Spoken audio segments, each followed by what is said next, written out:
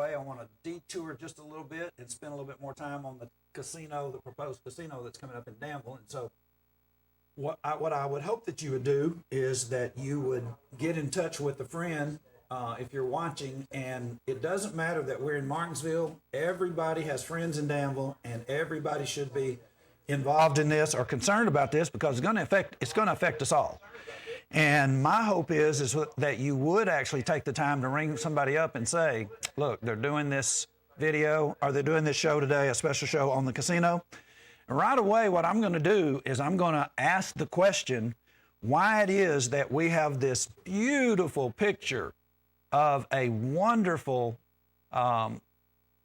idealized casino sitting right there on the old Dan River plant. It says that they're going to still have the smokestacks up. Man, that looks great. But here's the thing. That's a horseshoe casino. That's a made-up perspective. Now, here is a horseshoe casino that is not made up. This is a real horseshoe casino. Horseshoe owned by Caesars what? We don't know. If you're like saying to yourself, what should we call Caesars Entertainment? Well, who knows? Caesars Entertainment has belly-upped how many times, and they don't call themselves the same thing after that happens. It's one time it's C-O-R-P. I put an S on it and call it what it is, a corpse, dead, not in effect anymore. And then they do smoke and mirrors with somebody else, and they come out, and now they're an Inc. Caesars Inc. Caesars Entertainment Inc. But whatever you want to call it, this is a horseshoe casino that is owned by Caesars. And it is maybe in Tunica, Mississippi. Tunica, Mississippi is a bedroom county for Memphis, Tennessee. Y'all, Memphis, Tennessee has 800,000 plus people. Now, here's the question. If you have an area that has a potential of 800,000 people 45 miles away, and this is the casino, this is the hotel, this is the apparatus that they built in order to get these folks to come down, what in the world makes us think that they're going to build this in Danville, Virginia, when our potential is so much less? We're a town of about 45,000. Our feeder states, or our feeder, the individuals that they think, they project are going to be coming from these different places, are not nearly in the number of 800,000 individuals that are in Memphis, Tennessee area. So that's the first thing that I want to begin with. Now, I want to show you some information today. Now, we're going to use our internet a lot today, because what I'm trying to do is I'm trying to get you to be familiar with how to do this research. This particular shot that I have here, I am on Caesars.com. It's called investors.caesars.com. And it's a news release. And what do you think it is? It's a news release associated with announcement of a launch of a Caesars for Danville referendum campaign. Now, as you go through this, one of the things that I want to really impress on your mind today, we're going to use several different websites, and we're going to try to do some learning. And, you know, I've learned when I'm doing Bible classes that getting people to actually learn, and I don't mean where you have some kind of memory, but I'm talking about know it. Now, and here's just an instance. Men, do you know when your anniversary is? If you say no, you haven't learned it yet. I actually had an anniversary last week, and I was in the middle of the day, and I didn't even know that it was my anniversary. 2 days before, I just happened to give my wife some flowers. My daughter thought her dad had finally learned when our anniversary was. I did not have a clue that it was our anniversary. Just up and gave her some flowers, and then 2 days later, we're in Greensboro, taking a day off, and I get a text from my daughter that says, "Happy anniversary," and it's just like, boom, I did not know it. You see what we're talking about? I do not know. I know I'm married. I do not know when my anniversary is. There's a difference between knowing something, and you don't have to play around with your memory banks or anything like that. You know it. And what I want to do over the course of, I don't know how much longer we have. November the 3rd is the actual deadline. I want you to know some things about what is being said so that you will be able not to be one of those individuals that goes into the voting booth and you're unclear as to what is really going on. And the way you're going to do that, it's not really that difficult. Now, you might see the top of my my screen. Let me just bring it up a little bit.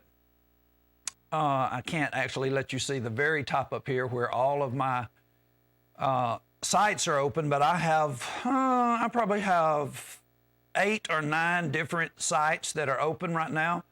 I'll show you what I mean by site. I click over, and here's the Danville news of a former candidate leads a coalition against the casino in Danville. Did you know that?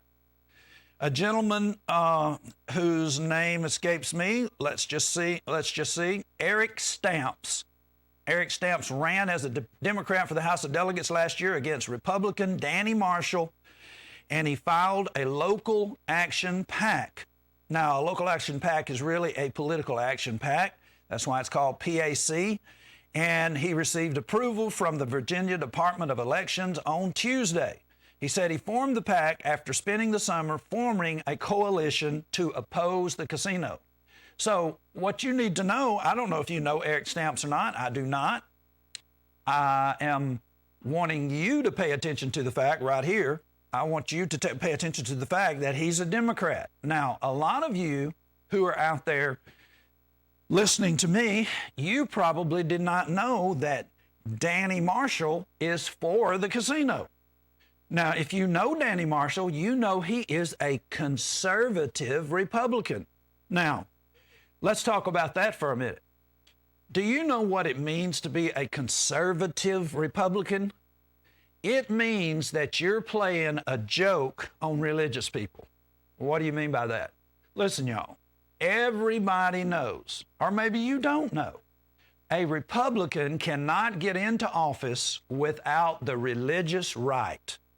So when you build a political platform, they use terms that sometimes you don't recognize if you're not used to this. If you're building a platform, what are you going to build a platform out of? Well, let's build this platform out of concrete. No, you build your platform out of planks. And what are these planks? Planks actually represent different groups of people that are going to vote for you. And the religious right is a plank in a Republican platform. It always is there. That's how the Republicans win the elections. If they don't have the religious people, they will never win an election. Why? Because there's so many of them. Well, how did they get that political plank? Well, in the 80s, one of the ways that they really solidified it is Jerry Falwell formed the moral majority. And he basically wanted all these individuals that were in the religious segment to vote for the Republicans because the Republicans were going to do things for Israel. Israel's doing things for Jerry Falwell, gave him a jet. And that's not really why Jerry Falwell did it. Jerry Falwell thinks Jesus is coming back and he's going to build a temple in Jerusalem. Well, what's going to happen to the Jews that are occupying Jerusalem? They're going to die. Why? Because they don't believe in Jesus. So Jesus is going to have to get rid of them. See, none of this makes sense, and nobody pays attention to the stuff that they believe. They have no idea what really is going to happen in this so-called Battle of Armageddon, and all these Jews are going to be destroyed. Individuals that would refuse Jesus, they're going to be destroyed. Now, let me ask you this then. What does that have to do with anything? If that's the case, why is it that all of these religious people are supporting the Jewish state? Well, they want the Jewish state to stay in the hands of Jews. They call them Jews. You couldn't prove they were Jews to save their life, but they want them to stay in the hands of Jews so Jesus can come back. The Jews are not wanting Jesus to come back, so it just makes no sense for that to happen, for that to be said. But nevertheless, that's why they're funneling all that money. Now, whether you like Donald Trump or not, Donald Trump is one sharp dude. He actually got an embassy in Jerusalem, a U.S. embassy in Jerusalem. Man, that just made the religious base froth at the mouth. They're doing all kinds of rain dance chants and everything else. Got a U.S. embassy in Jerusalem. Who did it? Trump did it. Man, he's religious. Baloney. That's a plank. You need to have the Jewish side. You need to have religious people. The religious people all think something's going to happen in Jerusalem, and that Jesus is going to set up his kingdom. Do you think the religious people in the world can all fit in over in there into Palestine, in the Jordan Valley, all say from somewhere outside of Egypt's territory all the way up to Syria? Can everybody that's a Christian fit in over there? I don't think so. It's just lunacy. But do you hear how this is going? Now, I may have turned you off by getting off into that, but still, I hope you'll remember this. A plank. How did I even get into this? The way I got into this is a Democrat is actually opposing the casino. Well, Danny Marshall is a Republican. Republicans always have that plank sticking out of their pocket, the religious plank. They got y'all in their pocket. You're going to vote for the Republicans. Why? Because they pretend to be religious. They pretend to be for religious things. Ginsburg died. Ginsburg was a Democrat. She's one of these individuals that wants to kill babies, and I agree that she does too. Voted in Roe versus Wade. She's probably old enough to have been on the original vote. The Republicans claim they're going to rescind that. Not going to do it. The Republicans are not religious. That's a plank that they carry around in their pocket. It's a card, like a race card. They pull out the religious card and they talk religious to you, and you think you're voting for a religious person. How come Danny Marshall is not opposed to the casino? That is a great question. How come Larry Campbell is not opposed to the casino? He's a big-time pastor. His daddy is Lawrence Campbell. How come they're not opposed to the casino? See, it makes no sense. You have the individuals who you would think would realize the moral dilemma associated with having a casino, and they are voting for the casino. They're promoting the casino, and then you've got a gentleman named Eric Stamps. Good for Eric Stamps. If Eric Stamps comes around and ask you about the casino, encourage the man. That's a good thing. He has established himself a PAC. I believe what that basically means. He can receive money, and it actually not be his money, and it won't be him paying taxes on it. It'll be tax exempt monies that can go into things like what I'm doing, advertising. He can advertise them. I'm not advertising them. I'm just doing our show. We have 28 hours a month on this broadcast station. We do anything we want to as far as subject matter. We just happen to believe this is a moral issue, and so we're not getting into politics. This is a moral issue. I can speak out against moral issues on a broadcast that we're basically running here. Now, and number two, this is not a church-owned broadcast. No church money actually is involved in the contract. There's nothing about the Church of Christ in the contract associated with this particular show. Any of these shows, the contracts belong to me. I'm an individual. I'm not tax exempt. I pay taxes. So see how this goes? This is a very intricate game that we're playing with these individuals, and there's some very high stakes. Okay, so now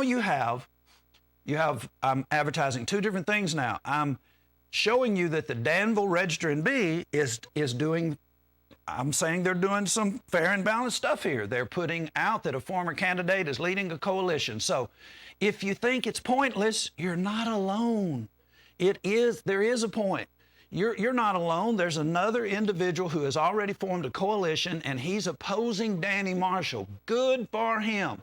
Call up Danny Marshall if he's your representative and ask him why in the world is he involved in trying to bring the casino in. Okay, now, this is basically what we're saying, things that you can learn. Learn Eric Stamps' number. Let's see if I can get a picture of Eric Stamps to come up here. There he is right there.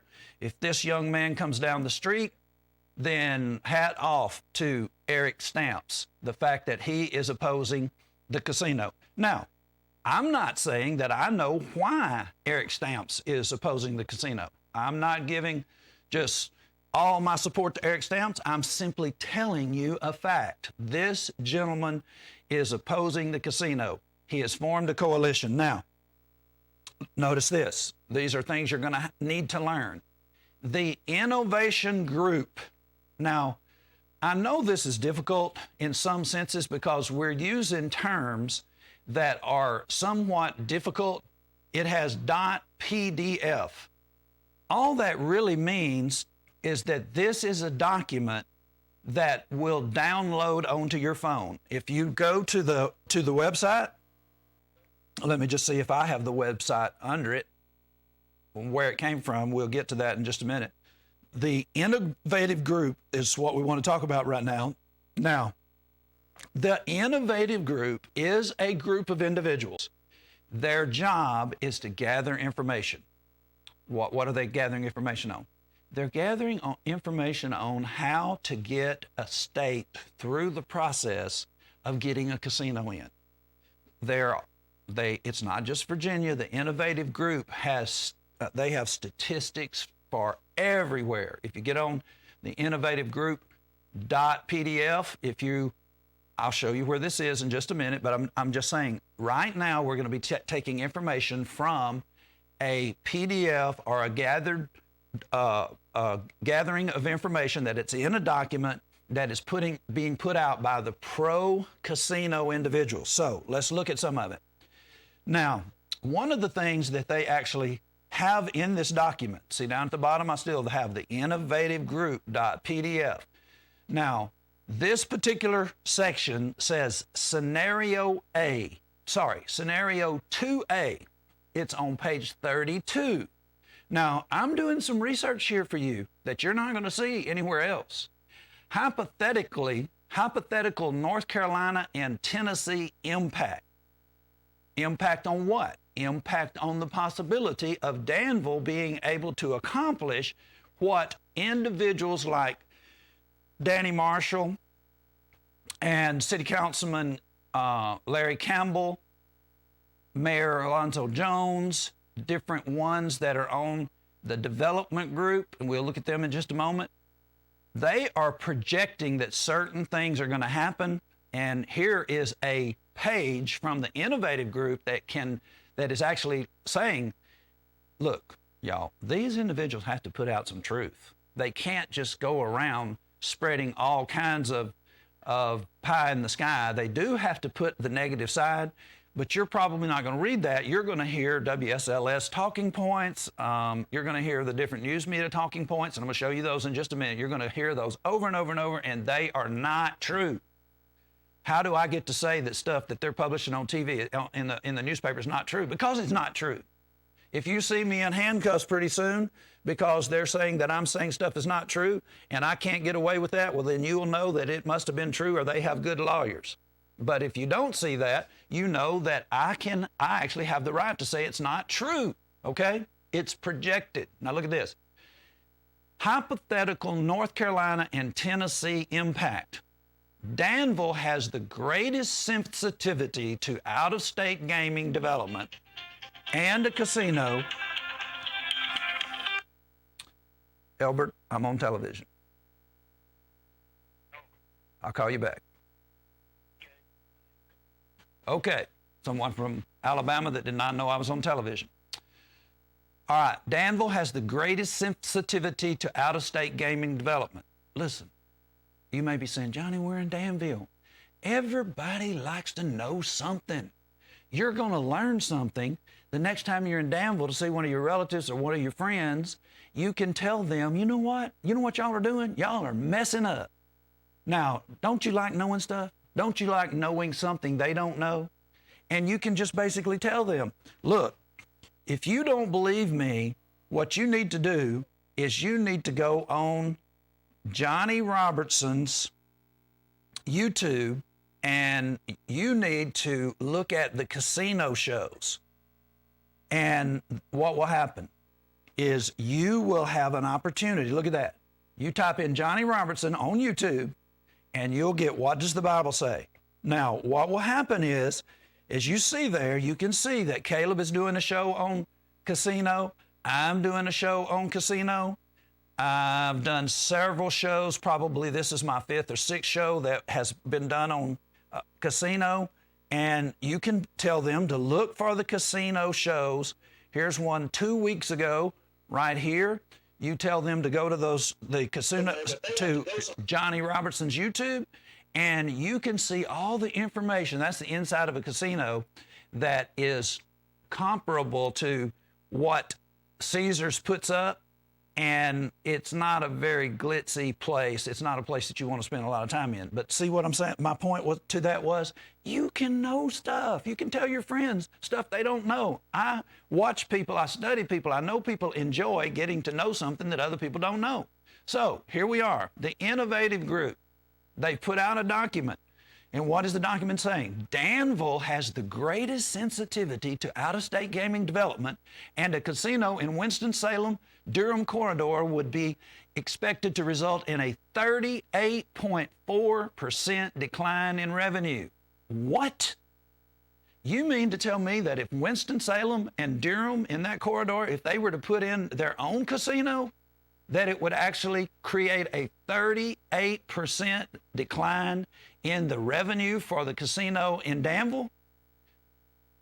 Do you realize how much tax we're getting from this? This would actually cut our tax, the projected tax. They don't know how much tax they're going to get. They have 3 projections. They start as low as 12%. They hope that they can get 20%, and a lot of the country allows 40% tax to be put on a casino. Now, I've already read the paperwork. Danville is proposing 12%, so they're not going to get a lot of tax revenue anyway. And if you're only getting 12% of the taxes off of the casino, and then another casino opens up, and this is in their own documentation that they submitted to the state legislature, that one of the greatest sensitivities to Danville has the greatest sensitivity out-of-state gambling development, and a casino in Winston-Salem would be expected to result in a 38% decline in revenue. Casino development in Knoxville is projected to result in a nearly 15% decline in revenue in Bristol, as shown in Table 21. Now, we're not really concerned ourselves regionally about Bristol. Now, I am concerned about Bristol. I have friends in Bristol, all around Johnson City, Elizabethton, and in that area. I'm concerned about them, but more I'm concerned about us. And so they're basically saying somewhere as far away as Knoxville. Knoxville is about 3 hours from Bristol, so they're saying, and it's very real that Tennessee could start is over a $30 billion industry, and is projected to go over $200 billion. If all these states that don't have casinos go ahead and follow suit and start getting casinos, this industry, why in the world are we calling it an industry? It doesn't do anything but just swap money from one person's pocket to the next. But that's what it is. It's being called an industry, and it's at 30-something billion now. It's projected to go into 200 billion.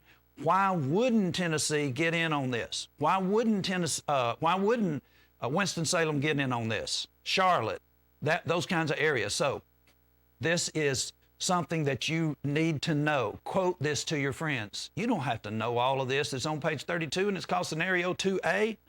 You don't have to remember the innovative group. Do you actually remember all the sources that when you're reading WSLS, do you even remember who wrote the article about the guy, the Democratic guy? Let's not forget his name. Let's learn his name. How about? If we're going to learn some things, want to do him this favor. What was his name?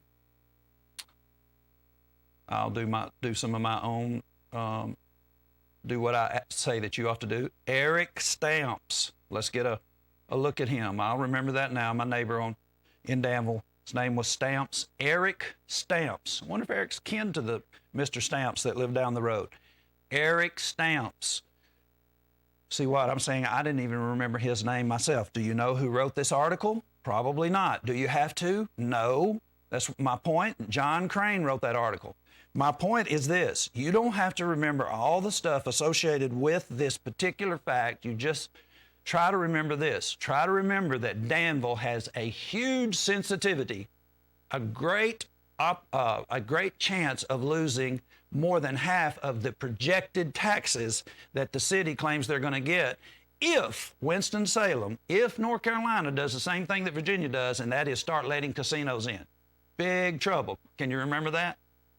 Danville has the greatest of all the casinos. There are 5 of them that they're projecting right now. It has the greatest sensitivity to out-of-state gaming development, particularly if Winston-Salem were to get a casino, then our stuff is going to be toast.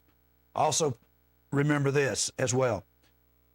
You remember Tunica, Mississippi. And I challenge you to get on your phone or your computer and look up Tunica, Mississippi. Caesars had 3 casinos in Tunica. I used to live in Mississippi. I know exactly what it's like down there. The highway is packed from Memphis to Tunica. 45 miles is all it is. People rolling in and out of there. What happened? Individuals losing their mortgages. They're going belly up, having to file bankruptcy. People are losing all of their retirement. Now, y'all, young people, this affects you. Your parents' retirement is your inheritance. If your mom and dad are talking about voting for this, a lot of older people like to gamble. It's not that they really like to gamble. They like to have something to do because there's nothing to do in Danville. And all of a sudden they get addicted. And it's very easy to spend a lot of money up in there. And the next thing you know, they've spent your inheritance. You talk to your relatives. I don't really think the young people are going to be way into gambling as a general segment of the population. It's more generally people that have money. A particular part of the community that has money. Now, a lot of low-income individuals, they gamble. They do the lottery. I don't know why, but they spend a lot of money on the lottery. Charles even says he does the lottery when it gets way up. Chances of him being president are actually better than him winning the lottery when it's way up, but nevertheless, that's his deal. Here's another one, page 43, same thing, Innovative Group. Summary of net gaming revenue, NGR. Let me see if I can bring that down. It's a little bit high in my presentation. Now, y'all, these phrases that I'm showing y'all, these phrases are not my wheelhouse.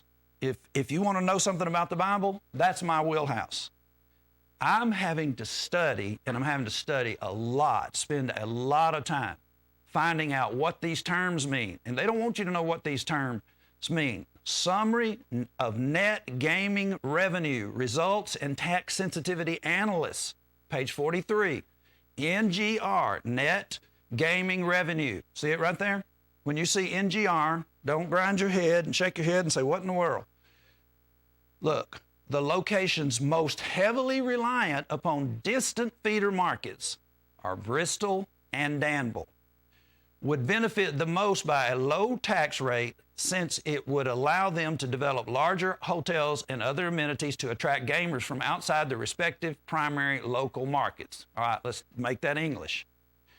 The locations that are most reliant upon distant feeders, what does that mean? Hungry people? No. They use feeders in the sense that it's people that come into this area. Feeder groups would be Greensboro, will be our feeder group. From the other direction, Lynchburg. So we're going to be the most heavily reliant upon distant feeder markets, Bristol and Danville. So what do we need to do? Since our feeder market is distant, we're not going to, Danville is not going to keep the casino alive, is basically what they're telling you. You're going to have people coming in here. Okay, so they're hoping to build a resort. Why do they build a resort? If you have distant feeders, what do you want them to do? Drive 2 hours over here and 2 hours back? Casinos close at 3 in the morning, don't you know? So what do you want individuals to do if they stay in the casino till 3, 4 in the morning on the weekend? You want them to stay here. So they're talking about building a resort. And so what is it that the Innovative Group is actually saying? They're saying that Danville needs to lower their tax rate since it would allow them to develop larger hotels and other amenities to attract gamers. Well, what are we talking about when we really are saying this? Look, this is Danville being told, what you need to do is you don't need to be gouging Caesars. You don't need to be asking them for 27% them to pay 27% tax to Danville. You don't need to be asking them to pay 40%, as some casinos do. They pay the people, the city, the municipality, whatever it is, they pay them as much as 40%. And so they're telling Danville, look, you need to bring that tax rate down so that Caesars won't mind putting more money in since they're getting a low tax rate. Do you not realize this is how stuff works? How do you think that the Planning Commission gets people to come into these areas? What they do is they say, you know what, we're thinking about bringing a BMW plant into Danville. Not really, I'm just making this hypothetical. We're thinking about bringing a BMW plant into Danville. Well, how does Danville get them to do that? How do they entice them? They tell them, well, you wouldn't have to pay taxes for the first 5 years while you're in the development stage. Now, I don't know that they're going to say something like that. I do know that's the kind of thing that is said because I've lived in other areas where I actually was privy to that kind of information. So you give them a break on the tax for a couple of years. It allows these individuals to have the money to develop this stuff. And then when it's time to start paying taxes, you don't kill them with the taxes. You basically give them a tax that is better than they could get if they went to Martinsville because they're shopping around. You can bet if BMW is shopping around to put a plant in these areas, they're asking all of the different cities around, they're asking them, what's the availability of water? How are things set up?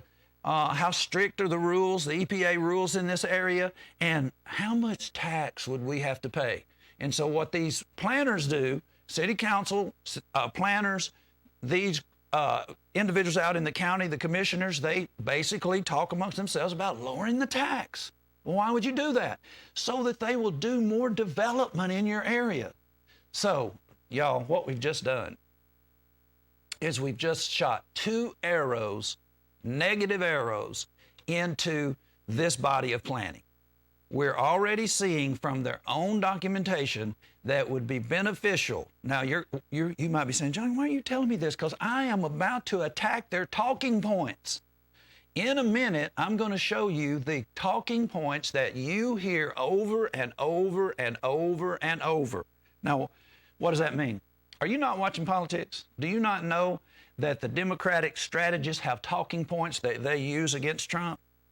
And the Trump Republican strategists, they have talking points that they use towards the Democrats. And what they do is they bombard you over and over and over and over and over.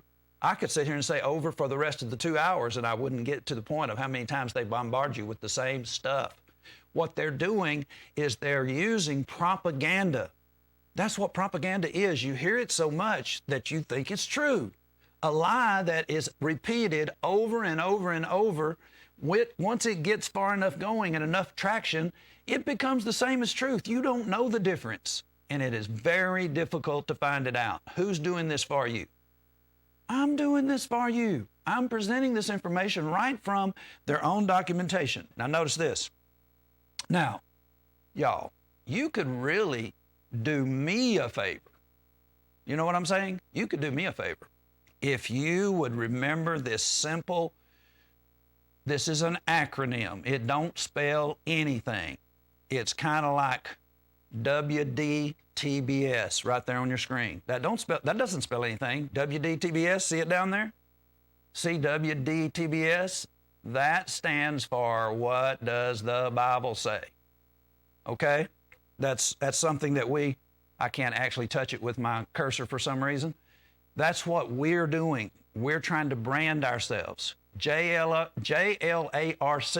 doesn't mean anything. It's an acronym. It stands for something. JLARC. It is actually a document that was put forth to the Virginia legislator, virginia.gov, landing 2019 gaming ASP. Now, you don't really have to get all that. I only have that on the screen, particularly in case I want to go to that website and I'm not on it. But you could just type in jlarc.virginia.gov. Now, which part of that's hard? Virginia.gov. That's not hard. The other part is JLARC. Just think of Noah's Ark. JL. and you've got it. No, you can't, because ARK spelled A-R-K. Anyway, surely you could take a picture of that with your cell phone right now. I've had it up on the screen long enough. You could take a picture of that and you could type it in later, and you would be one of the smartest individuals in town when it comes to what's going on in regard to these casinos. Okay, this is under this website. 5 casinos authorized by State Bill 1126 would be viable under a nationwide median tax rate of 27%. Wait a minute. See what we just did?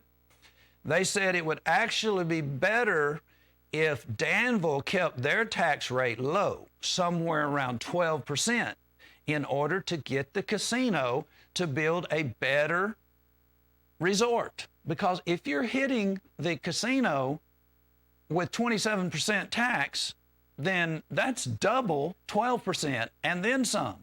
That's cutting into the money that they would be able to use to build a nicer resort so that your feeder group would want to come and stay the night. And your feeder group is actually so far away that they're not going to come in here and go outside of the casino 12 to 3 in the morning and drive all the way back to their particular town like Greensboro or somewhere in between Greensboro and Raleigh. So all of this is very important because you're going to end up hearing a bunch of projections. So there you have the let's see what they're called, the Innovations Group, which is a part of this report, telling you certain things. And then, on the other hand, you end up having the JLARC, which was submitted to the state legislature saying 5 casinos authorized by State Bill 1126 would be viable under a nationwide median tax rate of 27%. That is just absolutely wrong. They just contradicted another one of their reports. Developers typically size the scale of their casinos to what a market can support. Are you hearing that?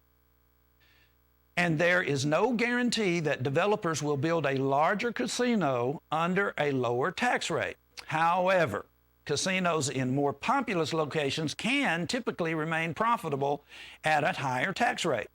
SB 1126 did not include a tax rate, although previous versions of the bill and other similar legislation included tax rates between 10 and 15%. TIG found all 5 SB 1126 casino markets would be able to support resort-style casinos at the national median tax rate of 27%. Now, which is it? The Innovation Group said different. The Innovation Group said, since it is the case that we're going to be reliant on distant feeder markets, in other words, a bunch of people driving a long way, we're going to be relying on them, the benefit would be most by a low tax rate. Now, what has all of that got to do with anything? All of this business about the casino generating huge amount of taxes for our schools and for development and all that kind of stuff just went out the window. Which one are you going to believe? They're both in the same report. One is saying that since it is the case, Danville and Bristol, they actually have to deal with the fact that people people that are going to gamble have to come from a long way away. Where are they going to come from? Bristol, they're going to come from Knoxville. Well, where are the people for Danville going to come from? Well, you know the area. They're going to come from Lynchburg. They're going to come from Greensboro and all the places in between. And what do you do when you make a stay? What is it called? A staycay? People these days don't want to go very far for a vacation. They just drive a little distance and then they spend their money right there. And so one of them is telling you, you need to drop the tax rate down. What is that? The tax that you're actually putting on the casino that they have to pay for all the stuff, all the money that they make. You need to bring that down low. But then this other one says, no, there are basically, it's going to be profitable for all 5 of these casinos to support, markets would be able to support a resort-style casino at a national median tax rate of 27%. You just contradicted yourself. At 27%, tax on Caesars at 27%. They're not going to put as much money into the resort as they would. What does that mean? Well, let's just go back. What does that mean? This is what that means. Here's your horseshoe right here. That's what you're going to get, because you're gouging them with a higher tax, and so they're going to build this gaudy looking, tacky horseshoe casino, and this one, I don't see it. And besides that, you know what? As we get into this show, y'all, I'm talking about, they don't have to tell the truth at all. Now, I know you can't believe that I'm saying that, but I'm telling you, it is law. These individuals get to use forward-thinking, forward-looking language. What's forward-looking language means? It means you don't have to tell nothing that's the truth. You can just basically say, these were our projections. This is what could be. You could have fountains shooting up in the air, but you probably won't. That's what I say. And they're not being held to any of this. You could have these nice fountains shooting up in the top all day long, like somewhere in Las Vegas. You could have that nice casino over there where it says horseshoes. You could have X amount of slot machines. You could have Talking Points now, 2,500 seat convention center. You could have this resort style hotel. I suppose that's what that is over there in front of the smokestacks. You could have all of this, but you probably won't. Who says that? Well, there's no proof that you're going to have it, and they don't have to tell the truth at all. So let's continue on. What was our point? If you gouge them for taxes, then you get the casino in Tunica, horseshoe casino in Tunica. If you drop the tax rate down to 10%, none of the stuff is going to happen that they say is going to happen, because 10% of not much is not much. Let me take a drink here.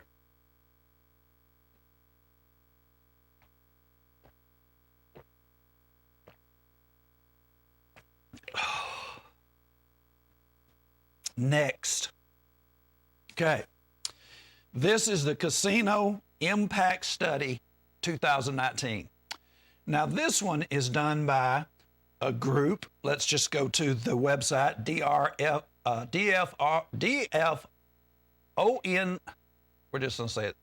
Part of this is online. The part that you need to remember that's difficult is DRF. Online is this other part. So drfonline.org.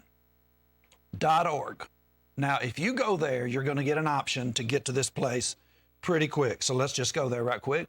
And let's let you see who these people are. Now, I have to find it right quick. Here's their website. Let's see some things that are on their website. Now, I'm going to show you some things from my green screen, but I'm showing you their website. Studies commissioned by the state and the city of Danville. One of the studies is called City of Danville Casino Visitation Revenue and Impact Assessment, November 14, 2019, before COVID. Remember that. All of these projections were before the coronavirus. Then you have the Gaming in the Commonwealth by Joint Legislative Audit and Review Commission of Virginia. Is that JLARC? Yes, it is. There's your report. That's where you can find it. The Bridge to the Future, DFR. I don't know what DFR stands for. I'm sure it'll come up here in a minute. Now let's look at this. This that you're looking at right here, this is a slide presentation, my friends. Now what you're seeing on my show today is the same thing. It's a slide presentation. You can click on this slide presentation and you can see them try to refute me. I challenge you to do it, because I guarantee you I'm telling you the truth, and they're making projections. So what if Danville gets a casino? A review of the risk and the rewards and the uncertainties. Everything is uncertain when you go into a casino, folks. Seriously? You're betting. Uncertainty is the big word. You're betting. December the 4th, 2019. That's when this presentation was put forth. Okay, so this was a review of risk, rewards, and uncertainties, and they didn't even know about Corona. Well, I didn't either. But that's exactly what happened. Here they're betting They're looking at risk, rewards, and uncertainties, and they had no idea that in March, everything, and in April, everything was going to tank. And so we're still talking about a casino. They should have dropped that stuff. You have no idea how we're going to come out of this, but you guarantee that we're going to come out of it. Let me just give you an idea. On my anniversary that I didn't know I was on, I was just trying to get away from Martinsville and Henry County and Danville for one day. And so we went to Greensboro, and I use a third party called Hotwire. It's the rooms that somebody didn't buy, especially generally they're the handicap access. And so the Hilton by Doubletree was going for $80. How about that? When's the last time you were able to get into a Hilton for $80? You'd probably say, I've never been in a Hilton for $80. They're always well over $100. Well, it's going for $80. I book it on my little Hotwire, and we're headed over there. And my big plan is to eat one of their wonderful handmade patties. Guess what? Restaurant's closed.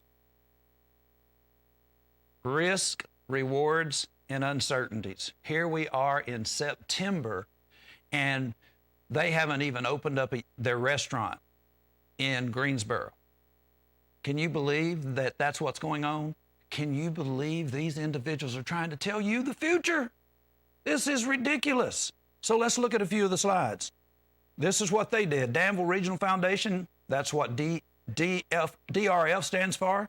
Danville Regional Foundation engaged Fourth Economy to conduct a study of the economic and social impacts of potential gambling entertainment complex on Danville and surrounding communities. Oh, well.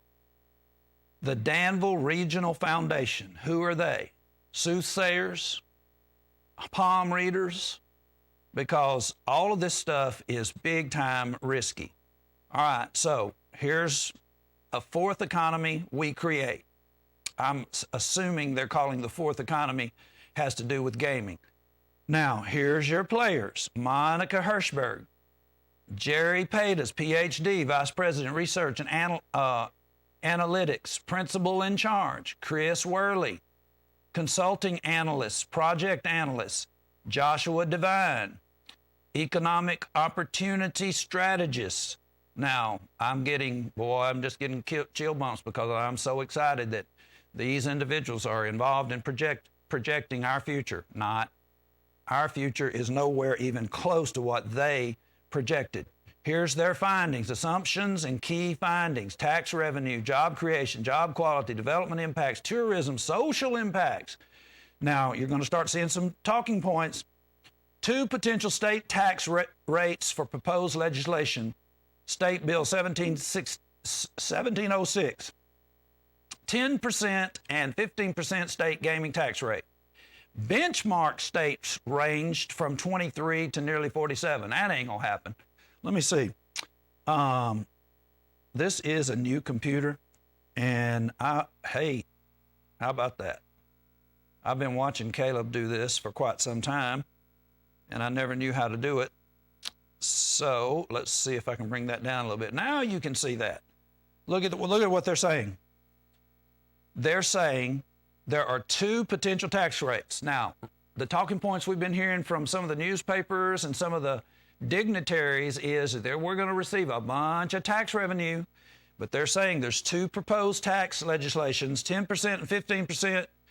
Benchmark states ranged from 23 to nearly 47. What does benchmark mean? It means other states that they studied. Got nothing to do with Danville.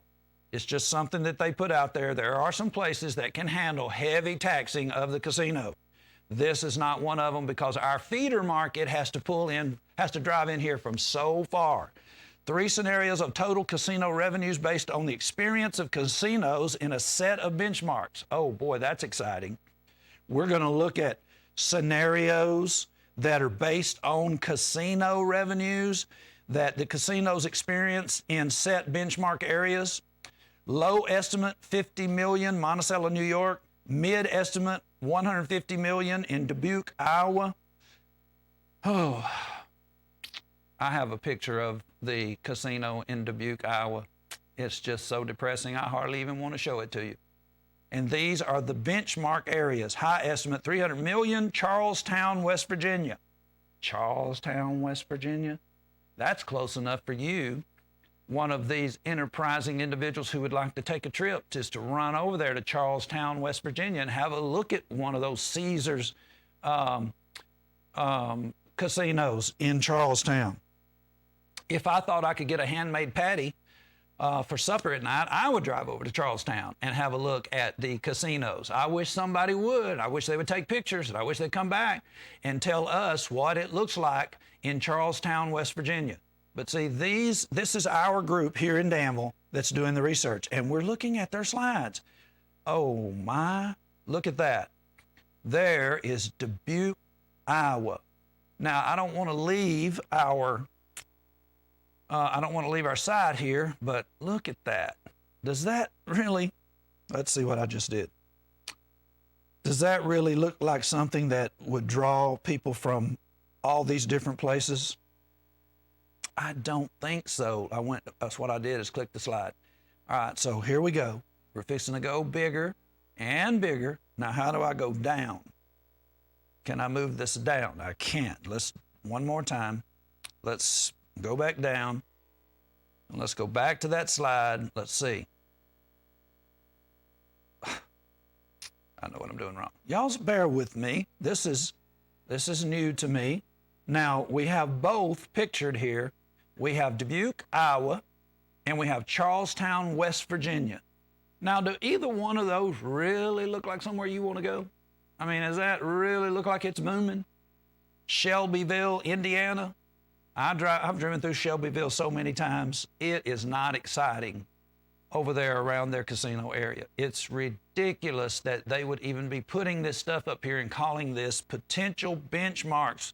Potential casinos and regions were chosen because they reflected the different operating conditions for a potential casino within regions that shared some characteristics with Danville.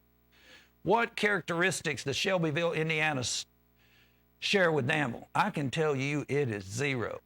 Shelbyville, Indiana is just outside of Indianapolis, Indiana, and you don't even know when you've left Indianapolis to get to Shelbyville.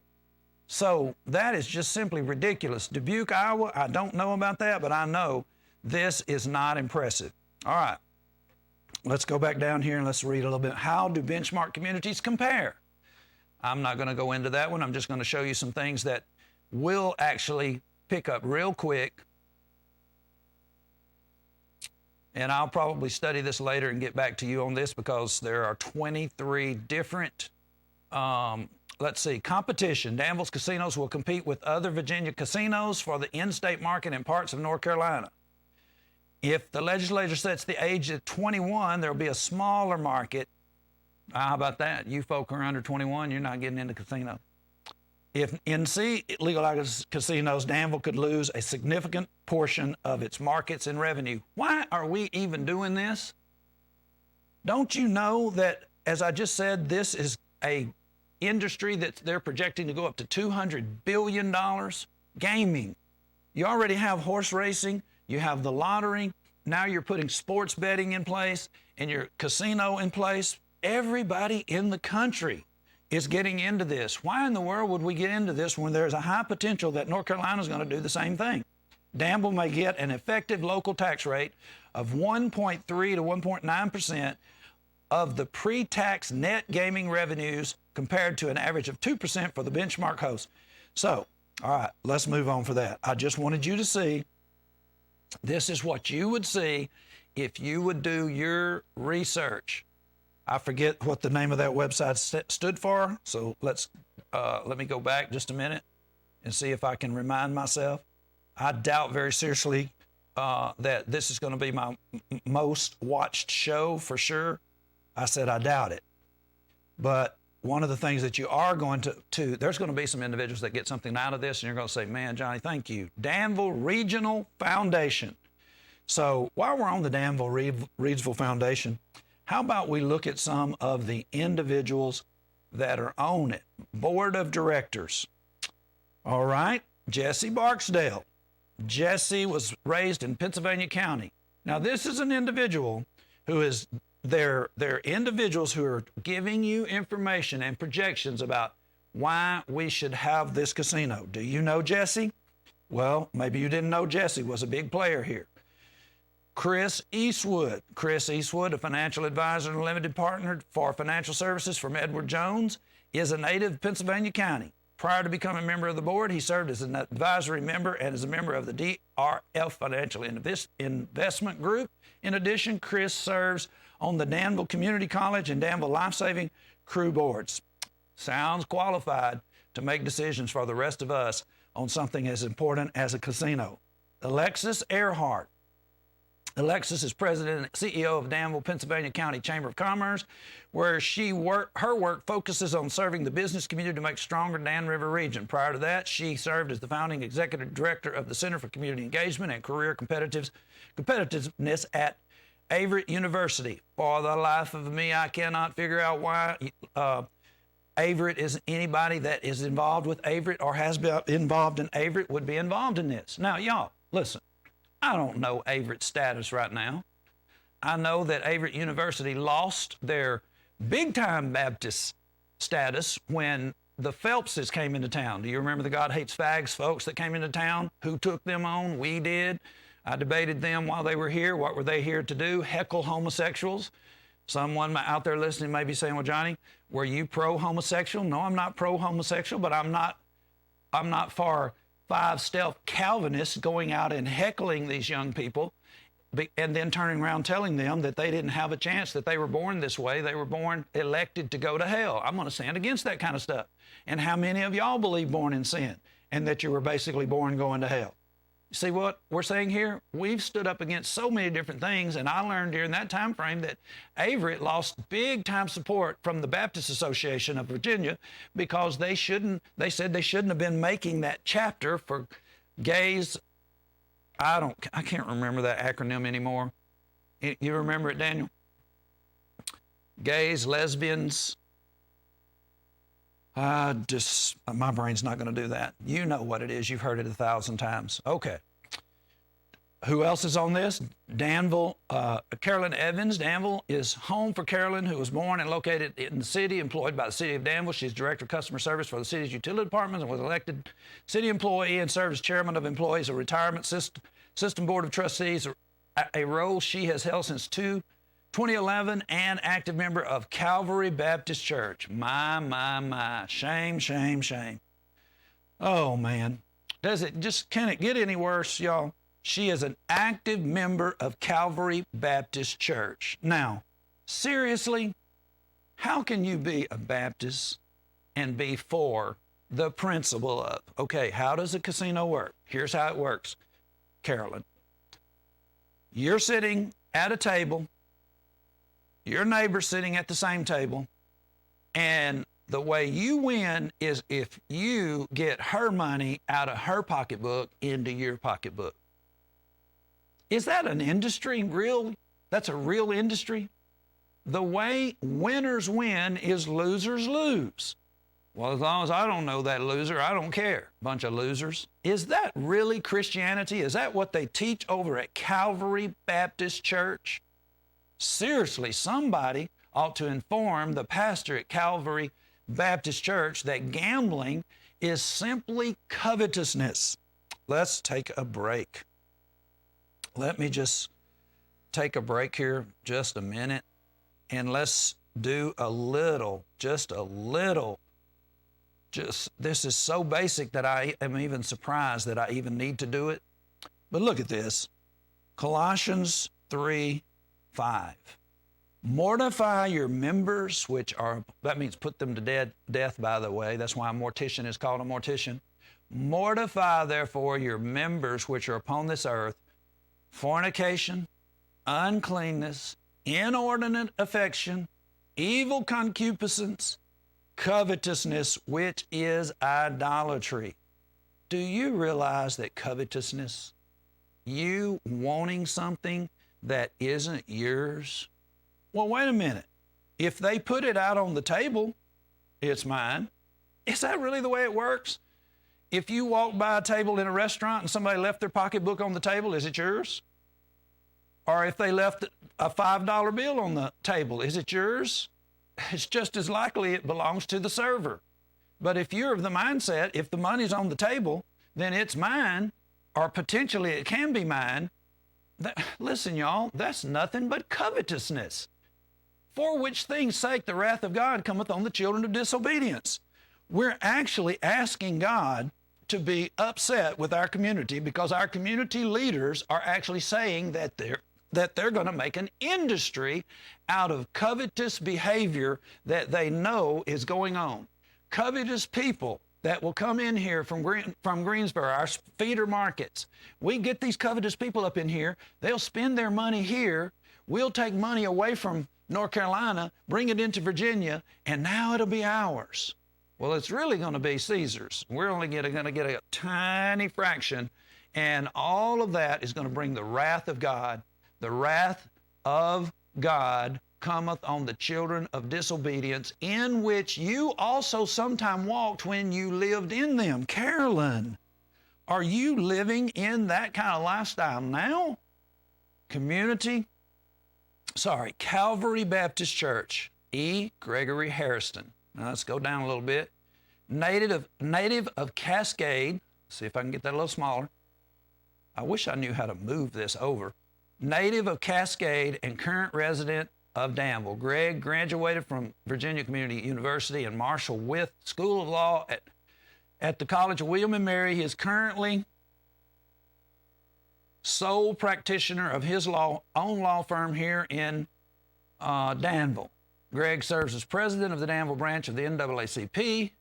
Now, I actually was told that Tommy Bennett was the president of the NAACP, so maybe I need to do a little bit more research on that. And is an active member, local graduate, chapter of Alpha Phi Alpha Fraternity Incorporated, as well as being a member of the Board of Trustees at Shiloh Missionary Baptist Church. What in the world?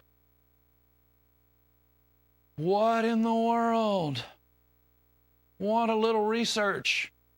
Now, folks, do you folks over at the Shiloh Missionary Baptist Church out there on 58, do you know that Mr. Harris,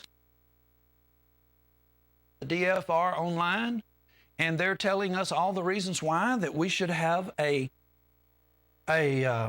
casino here in Danville? William Henderson, self-described Army brat. Dr. Henderson has lived many places in the United States, but calls Danville home, board certified, got me, pulmonologist, practicing pulmonary, okay, I get it now, pulmonary and critical care medicine in Danville since 1983. Bill graduated from the School of Medicine at the University of Virginia and completed his residency and fellowship at Michigan State University. Bill is enjoying serving the community on the hospital board as chairman of mental health services. Man, William, you ought to know better. You're actually serving as the chairman of mental health service board and as the chief of Danville's regional medical staff. He is assistant professor of medicine at Edward College of Osteopathic Medicine. You will frequently see Bill on his hand cycle enjoying the beautiful Dan River from the spectacular River Walk. Chairman of Medical Health Services. I don't trust him one bit. Why? Do you know the problems associated with gambling? Mental problems associated with gambling. What is wrong with these individuals? Charles H. Majors, Vice Chair. Charlie earned his law degree from the University of Virginia, was admitted to practice law in Virginia, Georgia, and Florida, joined the Danville firm of what is now Clement and Wheatley in 1972, with specialty in corporate and banking law. After 20 years of practice, Charlie became president of American National Bank and Trust Company, American National Bank Shares Incorporated in 1993. He was named Chief Executive Officer in 1994. Charlie now serves as board chairman of the bank and the holding company. He is the past chairman of the Virginia Economic Development Partnership, Virginia Bankers Association, Danville Regional Foundation. He is the current chairman of the Future of the Piedmont Foundation. In 2013, he served as president of Federal Reserve Board's Community Depository Institution Advisory Council and was the 2013 recipient of the Kiwanis Citizen of the Year Award. Now, some of you that are watching this, I know what you're saying. This dude, Johnny Robertson, is an idiot. He's sitting up here reading some of this stuff and didn't know what a pulmonologist was. Hey, I may not, but when I can see what's going on here. I don't have to graduate from a law firm or a medical institution to be able to see what's going on here. These individuals are trying to bring something into Danville that is basically bad for Danville. You know it's bad. These talking points are the things that have got you going. Tommy Stump. Tommy is president and CEO of First Piedmont Corporation, a privately owned regional waste management company with corporate offices located in Chatham, Virginia. Tommy joined the First Piedmont in 1980 after graduating from Virginia Tech. He is currently a member of the Chatham Rotary Club, a member of the Advisory Board of American National Bank, on the Board of Trustees of the National Waste Recycling Association, and on the Board of Directors of the Old Dominion Agricultural Foundation and Complex. Okay, Tommy, tisk, tisk. This is not looking good. Martha Walker.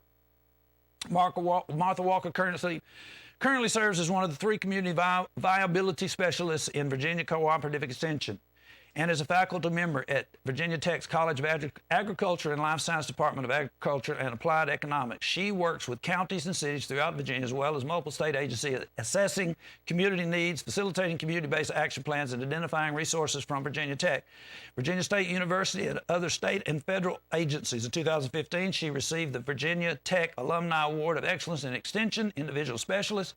In addition to the program awards she received throughout her career with Extension, she was elected member of Pennsylvania County School Board between 1996 and 2004 as past president of the Danville, Pennsylvania County Chamber of Commerce, and she served on various nonprofit boards. Martha has a bachelor's degree from Avery College, a master's science degree from Virginia Polytech, and Polytechnic Institute and State University, and Doctor of Philosophy from Old Dominion University. Philosophical student? I know philosophically that you know that this is not a good bet. Tammy Wright Warren. Tammy Wright Warren, native of Danville and current president of Pennsylvania County, is chief operating officer of Negrill Incorporated. Negrill is a Medicaid waiver provider serving intellectually disabled adults in Danville, Pennsylvania County, South Boston, and Richmond.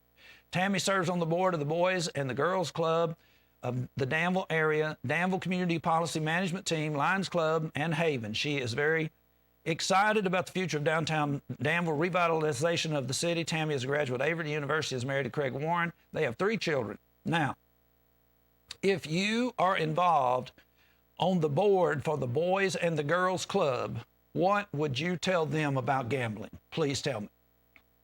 Would you encourage the boys and the girls of Danville not to gamble? Now, if you're on the board and you're associated with them and you're talking to them about gambling and you tell them you shouldn't be gambling, gambling is not a good bet. Now, if they go home and their parents are watching television and they're getting all of this stuff from, not from me, they're getting all this stuff that is being fed to them by the different entities that want to bring a casino into Danville, and they're having a talk, and the kids are sitting there and they say, well, Miss Warren, she said that gambling is not good for us. Now what's going to happen? The parents are going to actually realize that the boys club and the girls club is giving out conflicting information. Now you might say, you don't know that, Johnny. I know this woman is not telling the boys and the girls that gambling is a good thing. I never remember a time where grown-ups were telling kids that gambling was something that they ought to get involved in. Oh, the gambling industry, it's a great industry. But I guarantee you that I have documentation that Averett and other entities are actually using that as an advertising tool. Now, I don't know how you feel about going through all that, y'all, but it's really something, the advertisement that's taking place.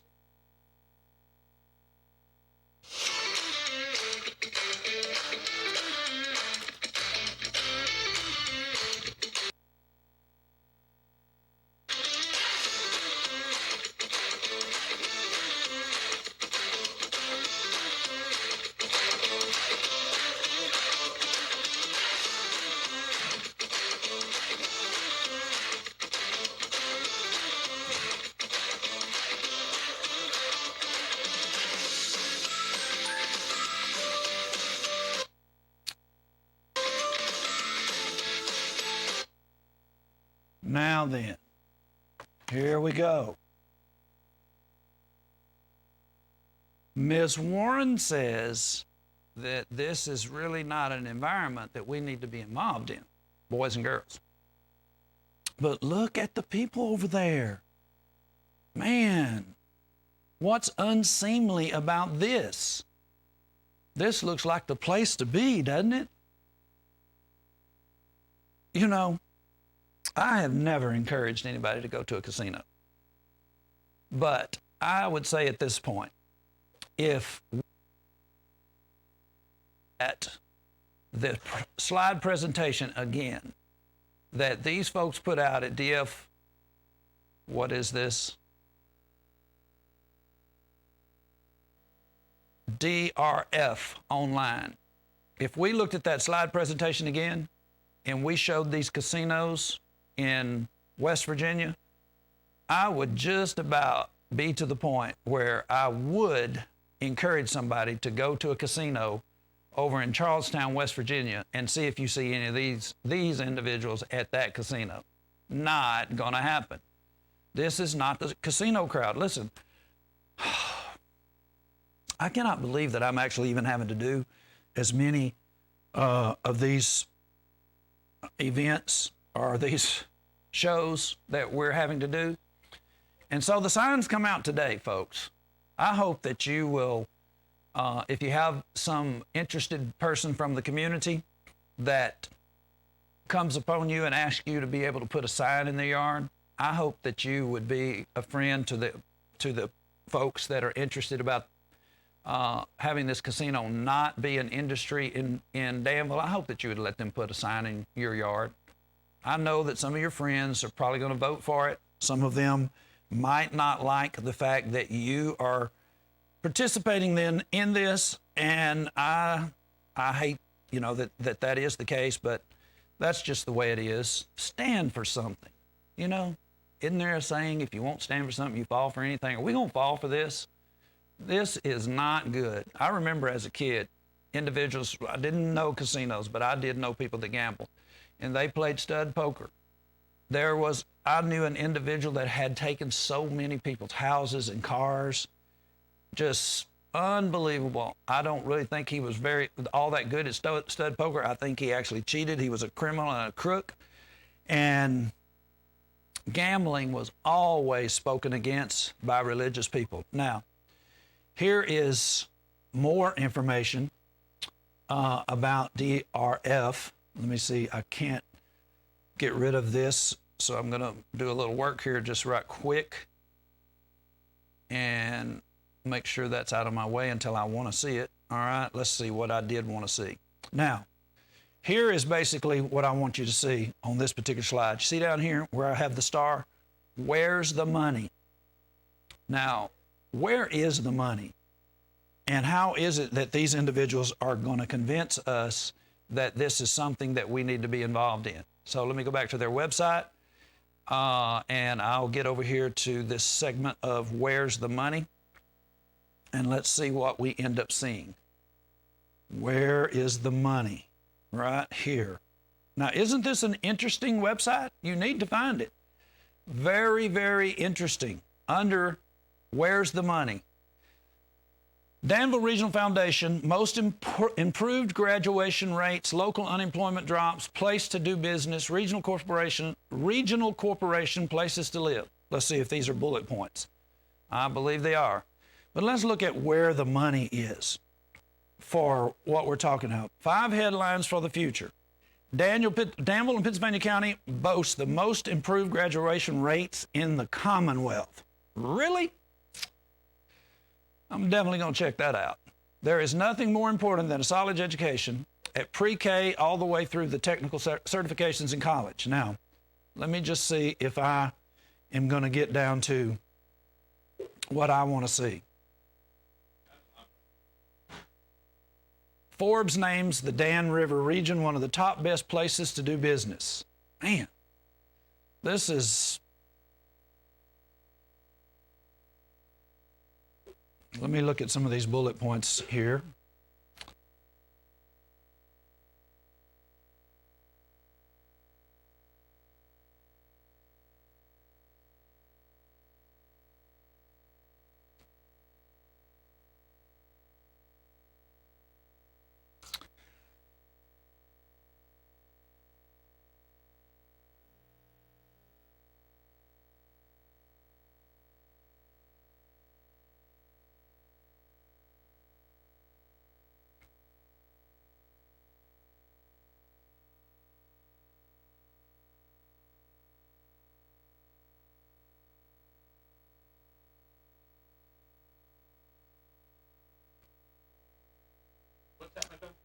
I'm showing I don't remember this website's name, DRF. I just went through all the individuals in Danville that are behind this. Okay, now here we are. Where's the money? Where's the money? The DRF is incorporated as a non-stock Virginia corporation. DRF is endowed with $200 million from the Danville Regional Health System. Okay, now, y'all, it's fixing to get dicey. Are you watching this? DFR. Now, I don't want to get off of that. Let me just see if I can open up DFR in another, because I don't want to lose where I am right now, but I'm going to show you again. I want to keep these people in front of you. DFR. And let's see, the board of directory. Let's go here. Wish I could shrink this. I'm just going to here and let you see those individuals. These are the people. What are they doing? Well, in 2006, they were endowed with $200 million from the Danville Regional Health System from the proceeds of the sale of the local hospital, Danville Regional Medical Center. Okay, y'all. Now, what you're seeing here is their money is coming from an endowment, $200 million. Now, when we start talking about this, you need to see if they are a good, good folk to control. Of the $200 million, 183 was invested in a diversified portfolio. What does that mean? Let me go up and make sure that you can see it. A diversified portfolio. You know what that means to me? Nothing. A diversified portfolio. Well, $17 million was earmarked for 4 initial grants as stipulated by the IRS under the terms of the sale. So they sell the hospital, and they have to do certain things to 4 different places. So those places are Caswell County Senior Center, Chatham Community Center, Danville Community Center, Health Science Building, and the Institute for Advanced Learning in 2008. In 2008, the Great Recession hit, and by early 2009, the value of the DRF's investment portfolio drops below $150 million. What was it? What was it? It was $200 million. They put $183 million in diversified portfolios, and in the Great Recession of 2009, poof. That's kind of like, let's see here, 183 million down to 150. Most math teachers would say that's $33 million that they lost. And I'm not really, you might say, Johnny, everybody lost money. I didn't lose money in 2008. Not everybody lost money.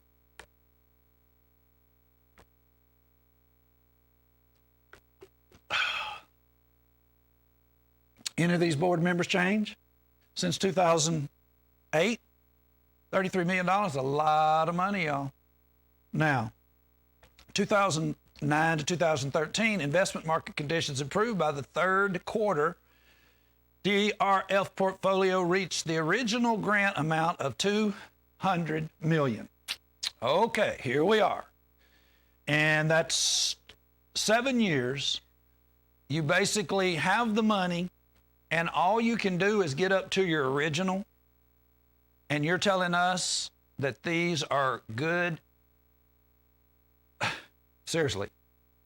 It took you 7 years to get back up to your original, and you're telling us you know what to do for us in the city of Danville. Now, I live in Pittsylvania County, so you might say, well, you know, I'm in this. I'm not living in Martinsville. I'm broadcasting in Martinsville today, but that's not where I live. So we're back. We're not sinking anymore. So let's see what happens now. 2018, end of first year quarter, DRF's investment portfolio is valued at $232. Finally, how many years is that? There's 7 years to 2013, and so we got 5 years now, And they've had this money since 2006. And so they finally have made $32 million. They've raised it up by $32 million. Well, you might say, no, they got back up to 200 million. Hey, that was losses. They just were breaking even in 2013. So they had the money since 2016. They've lost 23, they've lost 33 million dollars, and now they're back up to $32 million profit, and it took them 20 years to do it, 2006 to 2018. 10, 12 years to do it. I'm just not getting it. That's not very good investment. Now, let's see what happens. The FRSO revenue is invested in our investment earnings. In order to maintain our endowment, we must earn through enough from our investments to cover our spending. Well, let's see how that works. DRF is classified as a private nonprofit foundation. We're required to spend 5% of our assets either on grants and other eligible expenses, such as program and administrative costs. Initial endowment, $200 million. First quarter, 2018, $150 million. Investment earnings, spending, 8. Seriously? They paid spending grants, $89 million. Other expenses, $29 million. Value of endowment in 3/31/18, $232. Now, y'all, this just doesn't look very,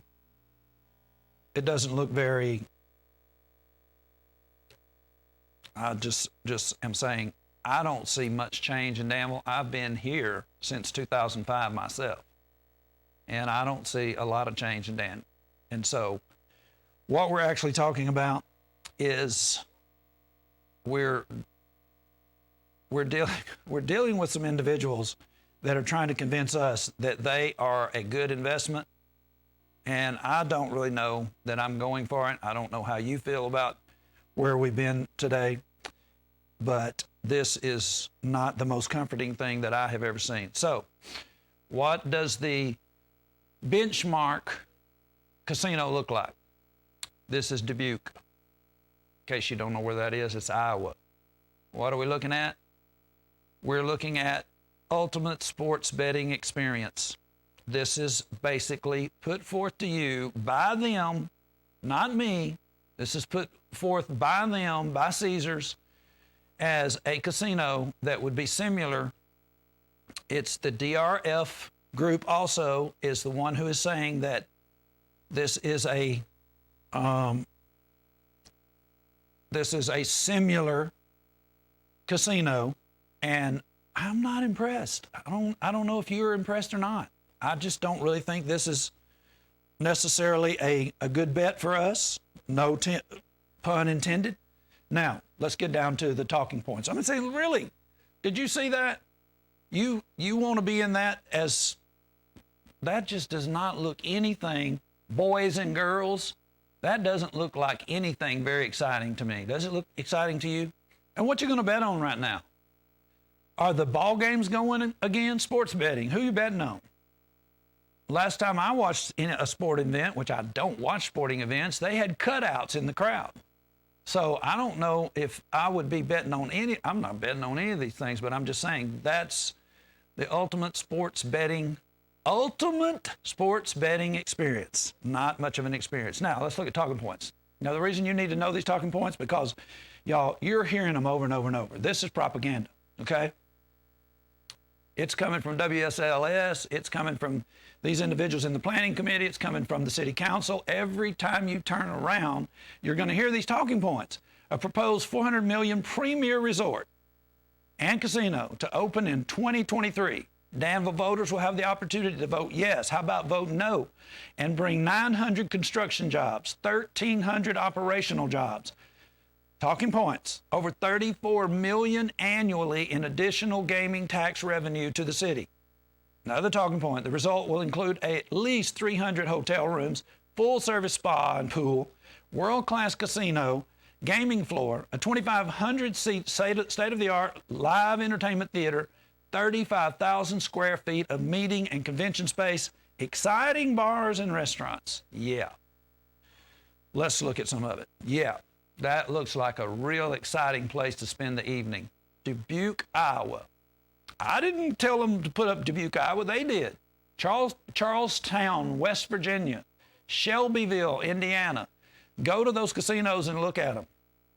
Not an exciting place to be. What are you doing there? Well, I'm going to put my money into a slot machine and expect to get their money out. Man, you need to go down to the local hospital and see the individual here. Let me just get back over here and see if I can find out who is in charge of mental health over here. I don't see him. He didn't stick in my mind. You need to go over to the hospital and have some mental health individuals look at you. Talking points. These are the talking points that are in the advertisement for this stuff. We look forward. You remember what I said? In 1995, the government came out with an act to stop frivolous lawsuits. And one of the statements in the law ended up being that you can't take somebody to court because they tell you all the things that are going to happen, but they're really projections. They do not have to keep their word because it's not their word. It's actually called forward thinking. Could be, maybe, might be, possibly, we expect. All of this is projection, y'all. None of this has to happen. Nobody has to follow through with any of this, and they're not going to be in trouble. You would be in trouble if you basically went on somebody's property and you said, this is what I'm going to do for you. I expect to, and you just give all kinds of expectations, and then you come back and they've actually put in a RV and you thought you were going to get a house. We look forward to partnering with Danville on Caesars, Virginia, and we're grateful for the overwhelming support we have seen thus far on this thrilling investment into the city. I haven't seen anything thrilling. I've just seen a lot of forward-looking talking, stated Tony Rodeo, strategic advisor leading the referendum efforts for Caesars Entertainment. The endorsement from such respected members of the community is humbling, and we sincerely thank Dr. Franks, Mayor Jones, Delegate Marshall, Ms. Wright Warren for their work to make Caesars, Virginia in Danville a reality come November. I don't thank them. I say shame on them. What in the world? You know that none of this is reality. You also know that all of the projections were made in 2019, and we have hit upon hard times here. You remember that slide where DRF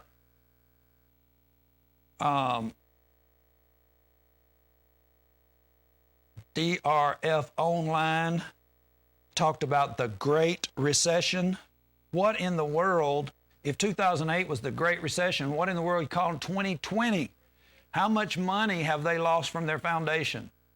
How much money are individuals losing everywhere? Caesars just went through a merger where they laid off 90% of their employees. How are you going to make all of these things happen when you're dealing with these kinds of projections and you're messing up all the way through? Talking points. Where are you getting these talking points, Mike, Johnny? I'm getting them out of WSLS. I'm getting them out of information that's being put out by the city council. Talking point. Virginia Danville is a proposed $400 million premier destination for a resort casino. Now see, you just changed it around a little bit. Look at this. A proposed $400 million premier resort and casino to open in 2023. Danville voters will have the opportunity to vote no to bring in 900 construction jobs and 1,300 operational jobs. Now here it is again. It's just actually reverbaged. Virginia in Danville is a proposed $400 million premier destination resort casino. The property plans to include 300 plus rooms with a spa, a pool, fitness center, casino featuring slot machines, table games, poker tables, and sports book. 2,500 state-of-the-art live entertainment theater, 35,000 square feet of meeting and convention space, as well as an exciting new restaurant and bar concepts. Caesars, Virginia will bring 900 construction jobs during the construction period, 1,300 new jobs to the area, as well as $34 million in additional gaming tax revenue. You couldn't prove that to save your life. None of them can prove that to save their life, and none of them care because they don't have to prove this.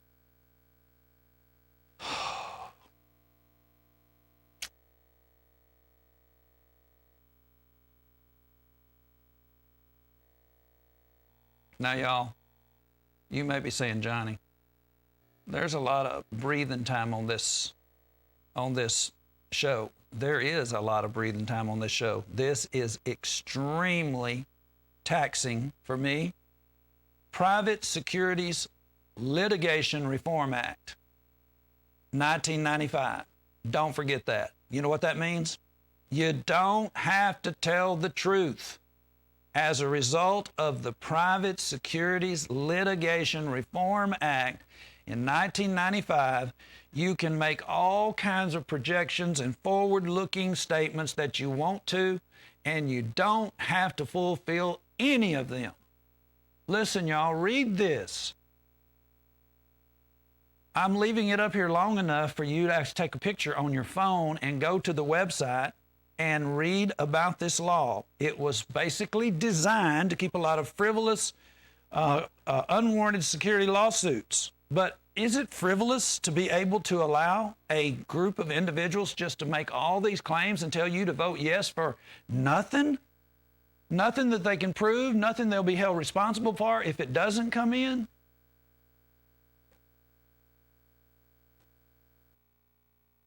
So, here's where we are, folks. Is this the kind of thing that we really want to use or call an industry? Let me just see if I can find the industry, the gaming industry. There is so much information regarding what is going to be happening, the projections that are going to be happening in regard to the industry.